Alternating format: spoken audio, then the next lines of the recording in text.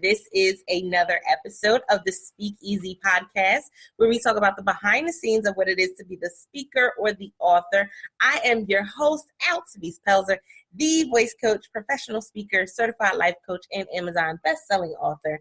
And with today, of course, you know that means that we have another guest coming on.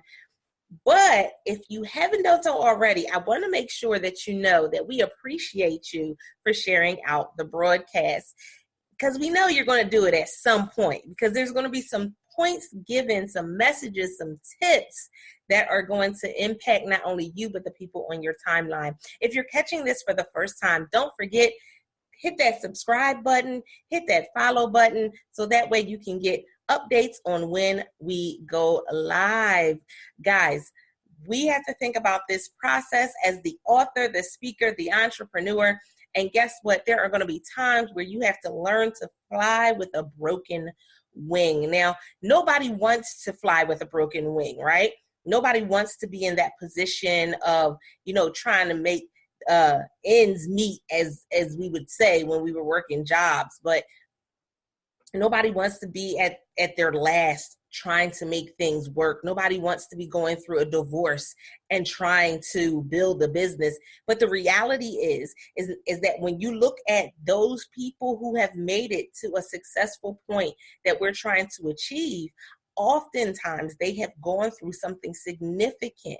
And it's that significant thing that they kept pushing through. Somebody put in the comments, #push through. It's that significant thing that they pushed through that was the key ingredient for their success. It was the key thing. It was the leverage that they needed. There goes that word again, right? Leverage. It was the leverage that they needed to be successful. And guess what? We see that the ones who did not push through, the ones who did not have the stability, the foundation, the support to push through, a lot of times they are in the same place that they were last year and the year before and the year before, because they haven't gotten to that point of breaking through whatever it is that's holding them captive. So I have an amazing guest. I have Lou here today, Lou Hargrove. I'm excited to have on because we are going to be talking about some things. And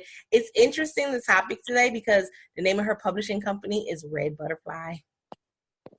I love that. So I am definitely, I know, unicorn lover first, but I do love butterflies as well.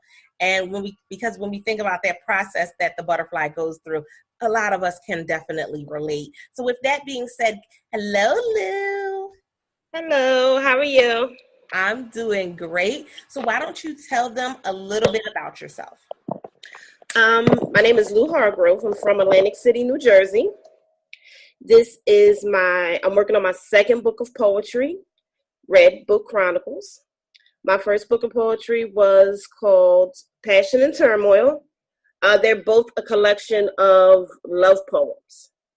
So when we're talking about flying with a broken wing, in love and relationships, that's a journey where you have to learn how to do so. I also have Red Butterfly Publishing.com, which I do some crafting, glitter work, beading, things like that. So I try to be an overall creative as well as a writer. And I have done I've also done some stage work. So. And you can definitely, everybody who's coming in, even those who catch the replay of this, you can definitely agree that there are going to be difficult times. We've all gone through some type of difficult situation. There's no way to really gauge if mine is worse than yours, because guess what? I'm going to react and interact with my difficult situation completely different than someone else. And I agree that love and relationships is that's at the top of the list. Mm-hmm. It definitely is. That's at the top of the list for difficult situations, because you're trying to combine two different people's lives, two different people's emotions and values and two different people's, mental capacity and what we've gone through in our past and make it one. And that's a difficult process. Mm-hmm. So with that being said, when we think about flying with the broken wing, what would you say is the one tip that you would say to people who have been saying that I can't do it until I get this done? I can't start until I, get my website done. I can't start until I get $100 in the bank. I can't start. What would you say to that person that keeps saying, I can't until? There's never a perfect time to start. We're never going to get exactly what we want to do before we start. So when you have the idea, you have to start somewhere and start at something. If it's nothing more than making an outline of what you want to do. If you're a writer, get your notebook. Writing costs nothing. So you can be building your website and writing. You could be making the savings and writing. You could be planning to go to school and writing. Writing doesn't cost anything. You can get a notebook from the Dollar Tree. So it's one of the cheapest crafts you can do. Now, when you talk about publishing, that's a totally different aspect. But if you want to start writing a book, writing is one of the cheapest things you could ever do. It's about putting your thoughts on paper. So true. And we often make it a lot harder than what it is. So when we think about, okay, we look at athletes, right? And we're like, they played with a what? With a torn what? And a broken what? They played with a broken finger. They played with a twist this and a, wait, what? And we look at it from the outside in, we're looking at it and saying, oh my goodness, I don't know how you had the energy to do it. I don't know how you were able to get it done. But let's flip the script for them and flip the camera view and show them from the inside out. What has been, I'll say, two of the top things that contributed to you being able to fly with the broken wing, to you being able to go and push through difficult situations? For me, writing is part of my healing. So that's important for me because I write when I'm upset anyway, or when I'm going through something. That's one of the things I go to. And then I feel as though what I write about, other women can benefit from. So it's about having a purpose, about having a drive, and also about having your passion being part of your own person. Wow. Yes, indeed. I know that for me, it's one of them is my babies, looking at my children and seeing, what could possibly be for them. When I was working a job before I started working for myself full time, it was difficult. It was difficult because you have to request off. They give you vacation time that you got to request off for, but you got blackout dates. They have sick time that they don't want you to use. Let's be honest, right? Mm-hmm. So it's a struggle. And I saw myself becoming more and more distant from my children. And that was not the life that I wanted to live. That was not the life that I wanted to have for them. So I said, okay, in order for me never to have that life again, I really have to put myself in the position to do everything that I can, push through difficult times, push through the difficult moments, and really say, okay, we gonna get this done. So it was difficult for me in the moment, but when people look at it from the outside, they're like, oh my goodness, you're such a great mom and you're doing this. And I go, I had some, hold my breath moments. I had some hold my breath moments that came in there where I really didn't know if I was going to make it through, where I didn't know if I was going to be able to achieve the goals that I was trying to achieve. And so with that being said, can you look back on one of those moments where you literally were looking around going, I don't know if I'm going to make it? Of course. recently I was trying to work on the book, and I had some family stuff going on. And I had to sit down and take a pause and breathe and say, you know what, you're doing this for you. Nothing's ever going to be perfect. Something's always going to push back. So it's no need for me to keep changing dates or doing something. And I had to really push through the situation in order to keep my release date and keep going forward with my book release.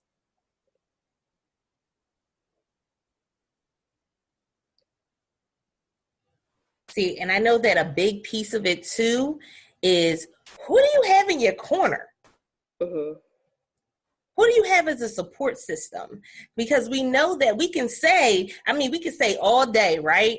Go for the goal. Keep pushing, keep moving. We could give the whole motivational speech right here and now that will blow your minds. I'm telling you, not something that I've heard. I'm telling you something I know. We could give you an amazing speech right here, right now that blows your minds. But I think one of those key elements is having the support system. And so that's why I love, the fact that you're a publisher as well, because that's a big key element to writing your book, is having that support system. I think people miss that part by being by trying to do it all on their own and doing the whole self-publishing piece. Now, granted, you can still have a support system when self-publishing, but I think we miss a piece by not being connected to a publisher. And I think that hurts us a lot. So what do you think in that aspect, from the publisher being the support for the incoming authors or the authors that you have already published? As of right now, I've only published my own. So for me, I do miss that key component, having someone to push me. But my editor that I work with, she's a really good support system. So I still get that from the emotional support from her. But it's still a lot as far as being a self-publisher of my own work, because I have to look at my work in so many different eyes. And when it's your piece, it's still emotional. It's still connected to you when it's your own writing. So I get the drive from her. Sometimes I get the hand holding. Not a lot, but I do get it. But it's still hard because I have to view my own work in a different way, as if I went through another publisher, then I could step back and just revel in being the artist. That's so true. And, we all want that piece. And I know in the beginning, guys, we get comfortable because we're like, oh, we want that support to come from those in our inner circle, but it doesn't always come from our inner circle. It just comes. And sometimes with it coming, that's going to be everything that we need. It's just that support, where it comes from, how it gets there. We may not always know who's going to be there. Because let's be honest, I know that I've connected with quite a few other authors and speakers and entrepreneurs along the journey that have become really great support systems for me. That I know that if I'm in that moment, I'm just like, I don't know which way I'm going. That literally I can call them up in a minute and say, hey, okay, this isn't looking right. This doesn't sound right. What do you think about this? So you said that your editor has been a great resource for you. Has there been anybody else that has been a resource for you that you found along the way? I have a group of people that I bounce ideas from, that are also co-workers. And in a joke, we've called them the unfocused focus group.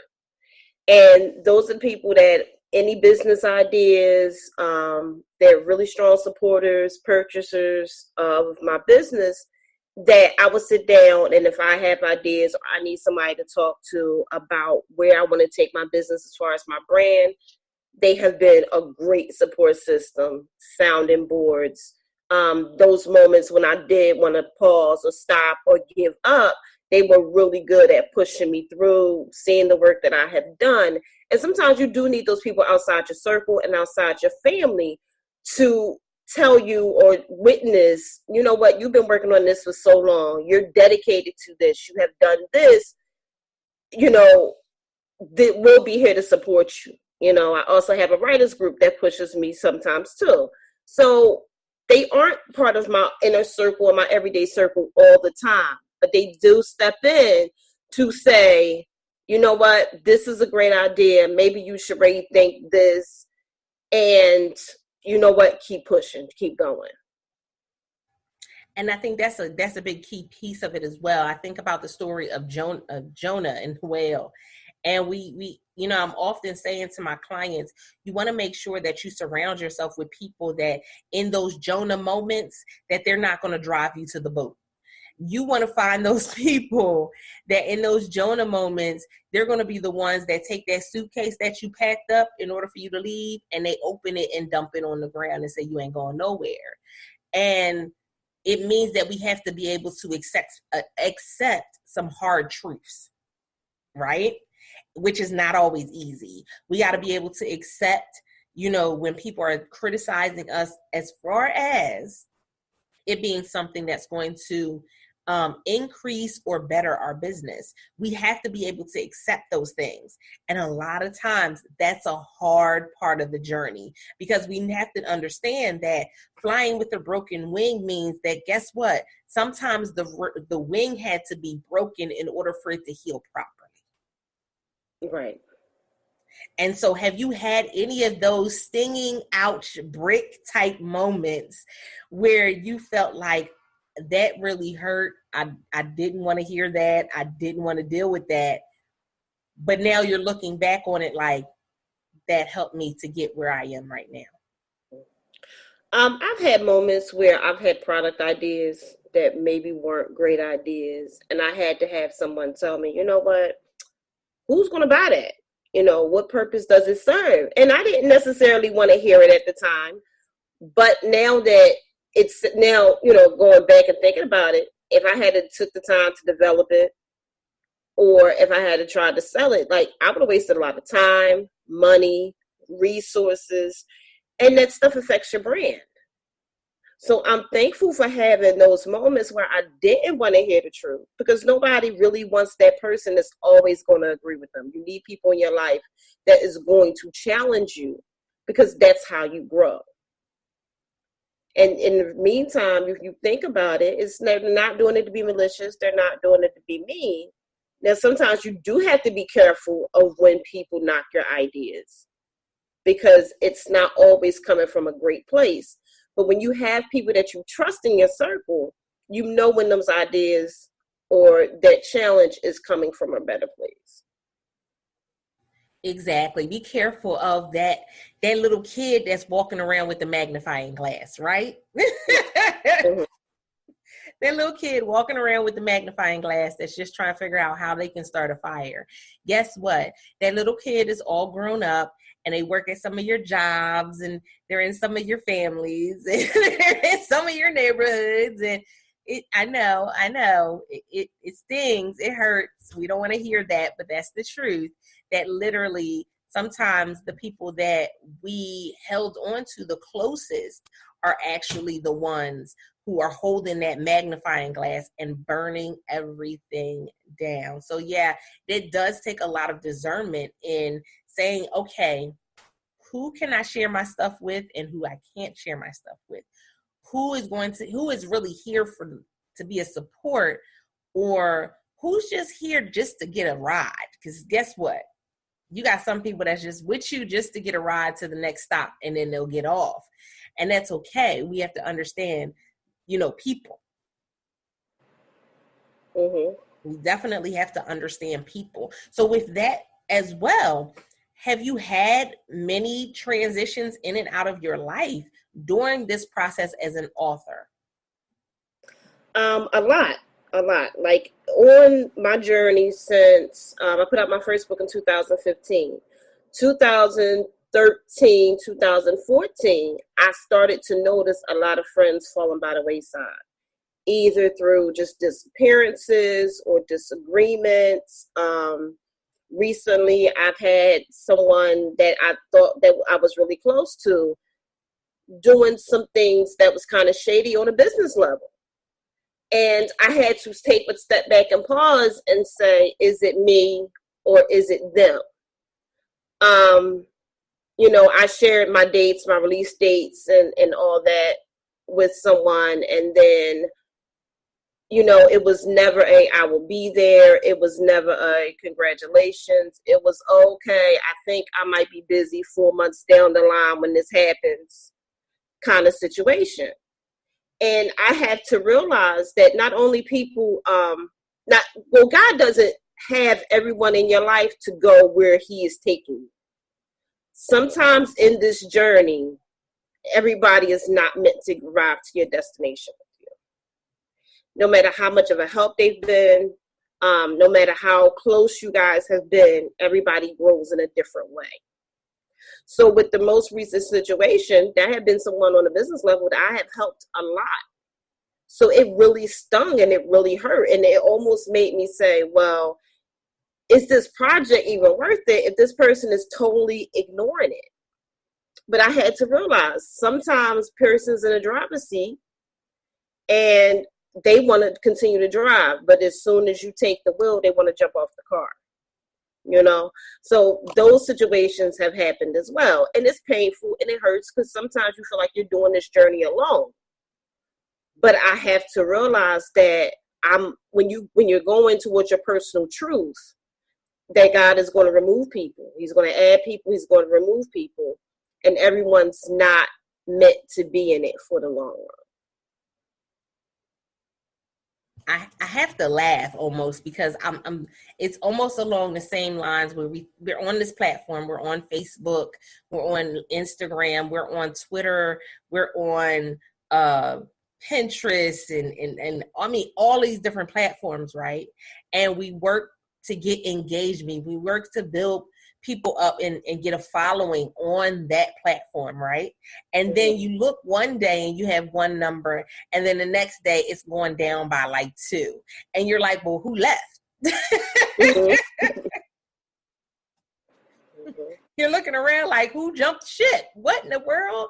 I've literally and it's been the worst on Facebook because you'll see your numbers fluctuate on Facebook and you don't know what's going on. But I've had people literally unfriend me and I did not know. And I did not know what was going on. And it's just like one day you go to send something to them and you can't send it because they're not on your friends list.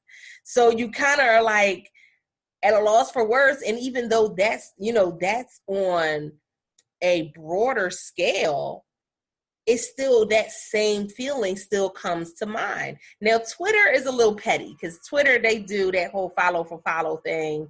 They follow you so you can follow them so then they can unfollow you. They do that whole pettiness over on Twitter. That's Twitter is the petty social media spot. But, as far as the other ones, a lot of times you're building a network. And, you're building this network because it's people that it's people that you're getting to know, or people that you want to know. And so as you're going through this process, it's like, okay, I'm getting to know people. I'm looking forward to engaging with people and meeting new people. And then you go back and the people that you already knew are no longer there. Mm-hmm. And that stings. Ooh, it stings. It stings. It stings. And so Sandra said in the comments, those are the haters that will come along our path, but we must learn to brush them off like flies. Yes, indeed. And they said sometimes it's not you. Sometimes it's their jealousy. Sometimes it's because they haven't learned how to fly with a broken wing. Sometimes it's because they haven't learned how to push through their own circumstances.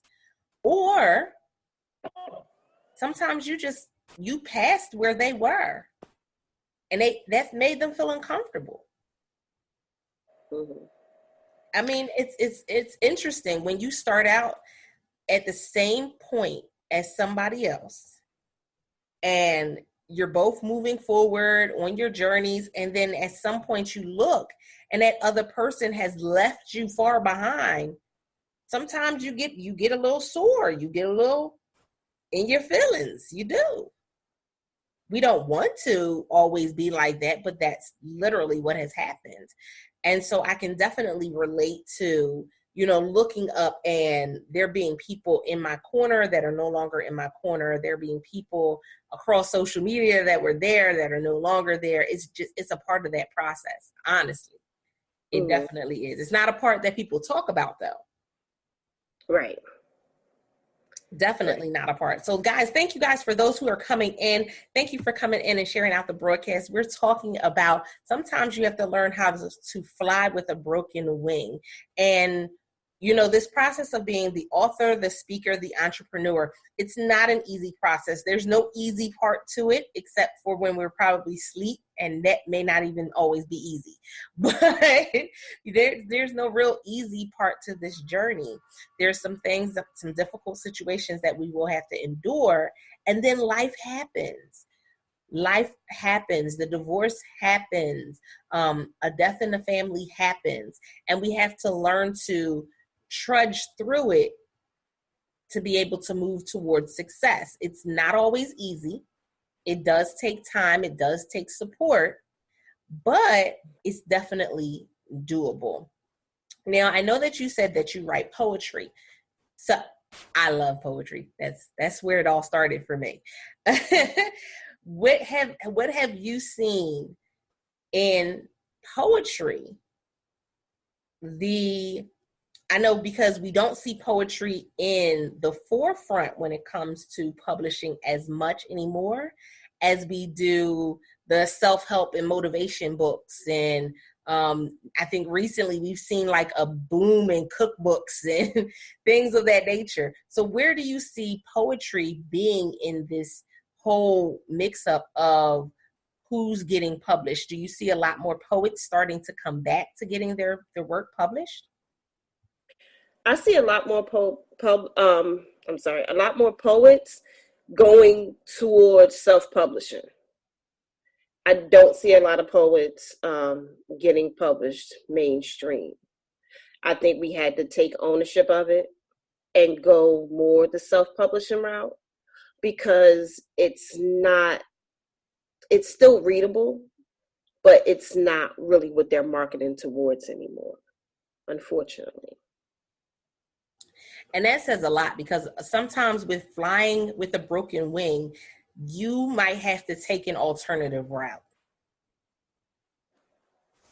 You can't always go the same route that everybody else is going. You can't always make the same decisions that everyone else has made. Sometimes your decisions are going to be different. And, there's a fear there. There's a fear because we feel like we're going to get criticized.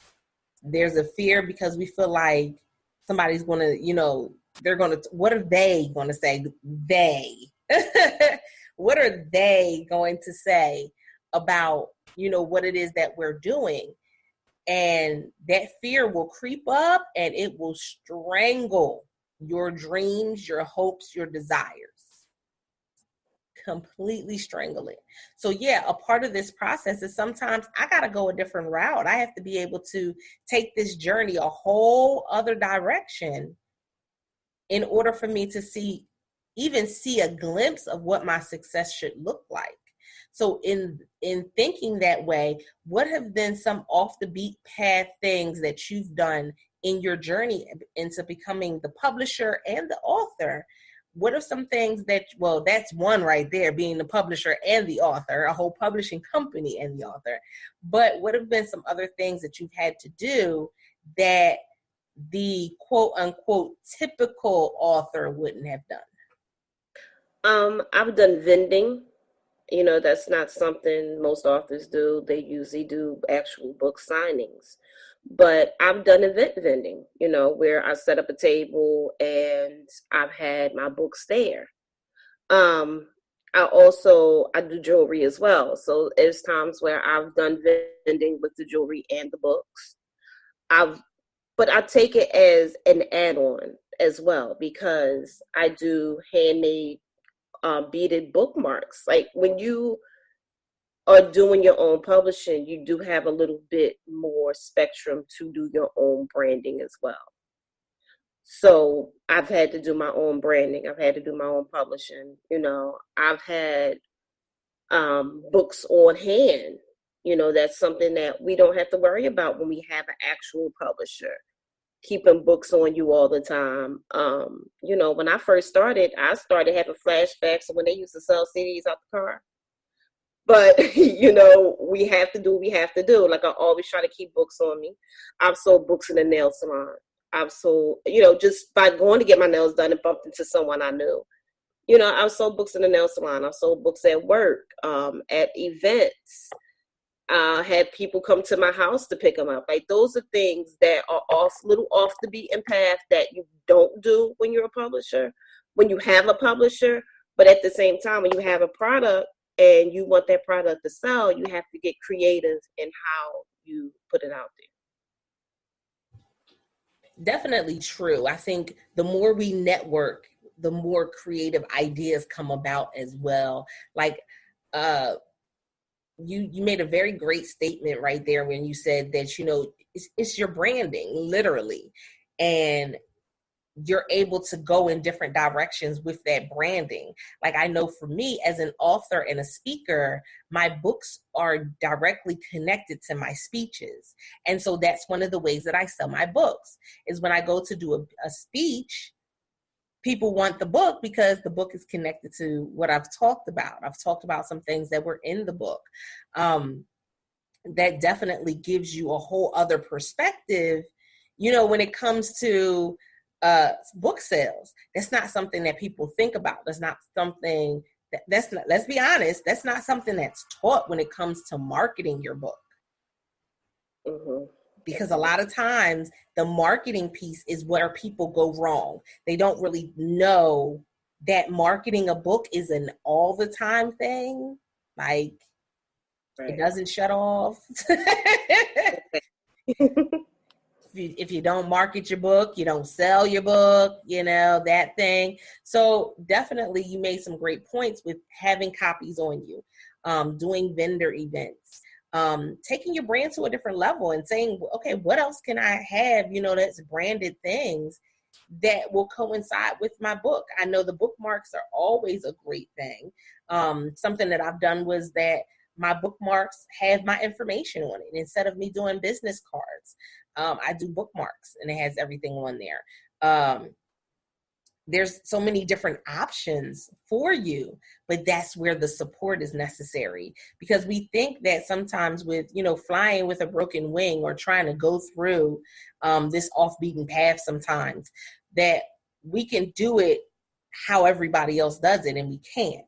Sometimes we're going to need to have a cast on. Sometimes we're going to need to have some extra help to fly, or, you may need somebody blowing underneath your wing just to make sure you get enough air to stay up in the air. But it's doable.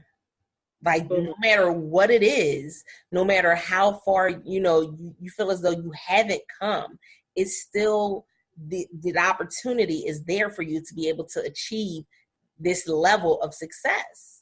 You just got to be willing to do the work, and you got to be willing to do the research sometimes. So with that being said, when we think about the researching the things that were necessary for your success, what is your take on doing the research and investing in yourself, especially as a publisher? They're necessary. You have to be able to do the research. You have to be willing to invest in yourself. It doesn't have to be, large financial investments, just a little bit here and there, even if you're just investing in you as the writer. But as far as research goes, you have to research and work. When I first started out, one of my biggest issues were I was spending all this time researching and I wasn't getting anything done. So I had to make sure that I started researching and working, pausing when I get stuck or had a question and going back to doing my research. But one of the biggest investments that you can do in yourself is time. You have to take the time to write. You have to take the time to research. You have to take the time to work. And you also have to take the time to refill your cup. And I think a lot of times as being entrepreneurs, we get that stuck. We feel as though we always have that superwoman complex, and we're supposed to do everything all the time. And when you're given from an empty cup, you don't have any substance to give. So making sure that your cup is always full is part about being an entrepreneur, because self-care is an investment as well. That was a great point. Listen, we have to know when to slow down, when to sit down, when to lay down, because if not, then your body will do it for you. Mm-hmm. And I tell people all the time, what good is it to achieve all of these great things and then not be able to enjoy it? Right. And not be able to enjoy it. And there's so many people that we see that have, gone on to do some great things, and then they have a stroke because they're not eating properly. They're not taking care of their body. They're not taking out time to just relax. There's everything so tense and so tight with them that they can't, they don't know how to get and maneuver through life without being tense and uptight and angry and frustrated. No. Laugh. Like, giggle. Go watch a cartoon. Get over yourself. Come on. It does not have to be that hard. And I think that's one of those, literally, that's one of those negative aspects that people forget, or that's like over us, is that, we got to be stern and everything has to be done. We have to be militant in getting our book published. Who said that? Right. Yeah. A lot of times we're not expected, especially as women of color, we're not expected to take care of ourselves. We're not expected to take a pause or take a break. Just like this week, I'm on a social media break. Because as I'm putting in the last few tweaks to my book, I have to be careful of what images and what thoughts I take in. So, I should be marketing and I should be doing some other things, but I need a break mentally. So in order to do that, I'm still keeping my business page open. So if I need to make a post or if I need to do something, I can always go directly to my business page and do it. But you have to protect yourself along the way. And including social media. Sometimes you got to be careful with the images and messages that you take in. Because in anything that you see, whenever you see it, you can't unsee it, be it a negative connotation, cyberbullying, or anything like that. Like, you can't unsee it, and that does damages to your spirit, especially as a writer. So taking those little times out, going for a walk, even though it's a little cold outside. Yesterday I had to take a little stroll just to get some air, clear my head. And then I came back and did some work. It's about taking those little breaks and pauses. And the closer you get to your print date, sometimes the more stressful it gets, because that pressure of the release and trying to sell and doing your marketing, it can be a lot, especially when you're doing the publishing and the writing.